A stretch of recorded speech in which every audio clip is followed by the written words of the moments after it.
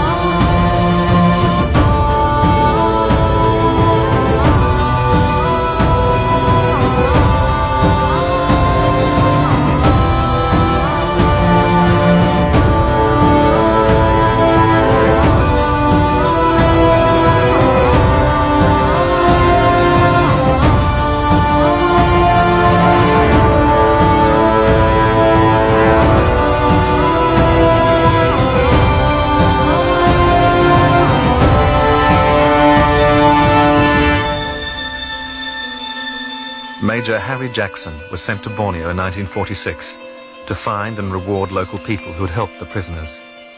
He filmed the route of the death marches. The terrain was very rough and considered to be some of the worst jungle country in the world. Over very steep rises and hills and very thick jungle. At the end of January 1945, the first death march began. 470 prisoners, some barefoot and wearing little more than rags, set out on a jungle track from Sandakan to Ranau, a total distance of 165 miles. Didn't know where we were going, didn't know what direction we were going in, never had a clue. The Japs in our march they were reasonable Japs. They never hit us, they never drove us along. But if you couldn't keep up, they'd shoot you. Well, we knew that. And my little mate, the one I was in the cage with both times I used to go out the wire with, he started to cry. And he was a game little man, you know. And it broke my heart, you know, to see him cry. A meal we was looking forward to, you know. The next day, he was really sick and they set him up against a tree and shot him. How many men died on the death march is not known, but it is thought that about half the prisoners who'd left Sandakan perished as a result of the march, and the rest would soon die. And as I went along, quite often I'd think to myself, well, this is where they marched and this is where they came. We're following in the footsteps of the dead. And you'd say, oh, here's a river where they probably stopped to have a drink. And it was hard to reconcile the fact that such dreadful things took place in such beautiful country. 19 days later, we came into this big area, Ranau.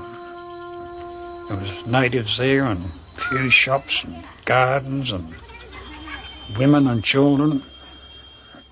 And we thought, well, this is going to be all right. Instead of that, it was just one big slaughterhouse. That's when they really got stuck into us, at Ranau. At Ranau, the Japanese made feeding their own troops a priority. This meant food was scarce for the local people and for the newly arrived prisoners. Even so, some locals, moved by the pitiful condition of these starving white men, risked punishment and even death to help them. Yang beginilah ba itu. Habis kadang-kadang song jual sayur kan, terus sayur sayur pakis bah. Jadi limpas lah semua itu jipun, belakang itu orang putih lah. Jadi seorang ada bawa ubi kayu, Yang sudah tahu sudah bila kalau tiada orang putih ada itu nasi lah, nasi bungkus. Terus suri-suri kasih dia lah begitu. The Labiu was only 9 years old when she first saw the prisoners. Tantu-tantu lagi turang putih kerapalan. Yang ada juga begitu, ada juga yang sehat, ada yang sampai rapal itu. During their pilgrimage to Borneo in 1995, Australian veterans set out by coach to retrace the route of the two death marches, from Sandakan to Ranau, a journey which in 1945 had taken the prisoners between 19 and 26 days.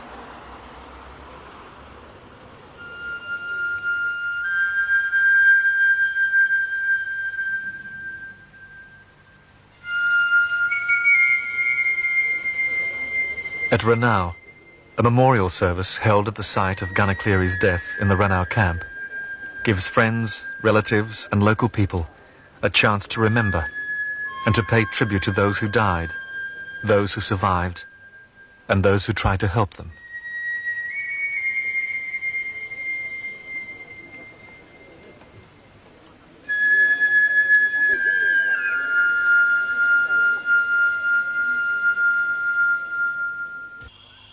On July 7th, Keith Bottrell joined Nelson Short, Bill Moxham and Andy Anderson to escape the hell of Ranau. With some meagre provisions, they crept into the jungle at night and headed for the coast. And we found this little native hut. And we decided to hide out in there during the day. It was well off the track. We hear this crunch, crunch come around the back of the hut, behind it. It said, somebody's coming. Right. And all of a sudden, a little bloke coming. He looked at him, basket on his back with bananas in it. And he says, "What are you doing in my hut?" Little did he know he's the head man of his tribe.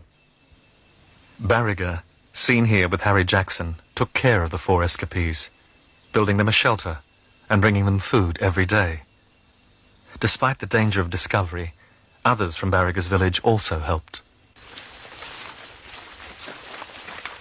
Well, Kahinga was a little boy about 17. He's a couple of years younger than me.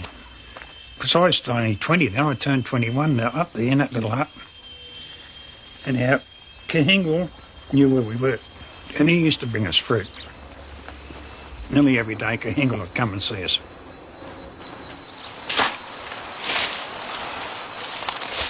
Wah, sinilah. Sini. Musim itu dikatakan susah juga, tetapi yang seada pada kami pasal barang makan, itulah kami kasih sama dia. Jadi dan selama dia di sini begitu juga kami pelihara. Dan kadang-kadang juga dia sakit lah. Andy Anderson's getting worse. He's getting very ill. Got dysentery. He's got malaria. Warrant Officer William Stipwich was the last prisoner to escape. Stipwich, a jack of all trades, who'd been a cook for the Japanese at Ranau, was warned by a Formosan guard that his superiors were planning to massacre all the remaining prisoners. The man who rescued Stipwich was a Dusun tribesman called Godahill. Dia karikat tertuang minandara mai patayanga dijual mai kudip peram pakalo pemiyok lagi pos. 2 days after Stipwich's escape, Captain Takakua, then in command at Ranau, issued his final orders. All the remaining 32 prisoners were to be disposed of. The sickest crawled or were dragged by guards to a gravesite where they were shot. Those able to walk were led into the jungle to be killed. The last 5 were taken along a path, asked to sit down, and then shot.